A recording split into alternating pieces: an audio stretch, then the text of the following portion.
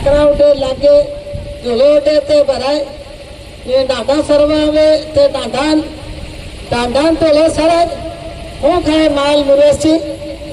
और ते एक बे तेरेसन लगीला फिर तेरेसन लगड़वावी ते कोण लगड़वाले ने जोयो ये कोण लगड़वालो 25 साल सरपंच करी मंत्री करी पेपर करी ते फेडी नाख्याची फिर खाता जगह वैसे फिर बाबा बोले माथी विसरा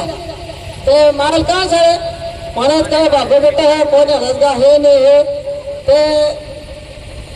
8 महीने ते काम करे सूरत में 4 महीने आवे कमे करे नहीं करे कहीं भी सरकार से काम भी थोड़ी क्या हो पे हलत करी दे कमाई करे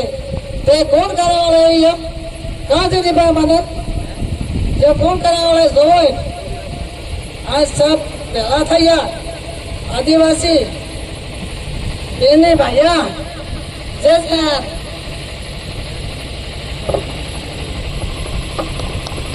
ઘણી અસલ વાત કીધી है બાપુએ કે આપણો સમાજ આજ બી જાબા જિલ્લામાં મતલબ રોજગાર વાળો પલાયન ઉપર જાય ગુજરાત સુરત કોટા તે આખો ઉનાળો કામ પર રહીને સુમાય આવે ને આપણે ખેતીવાડી કરવા વાળો આવે તે થોડી બહુ આપણે કંઈક જમીન છે જેની આપણે અનાજ પકાડી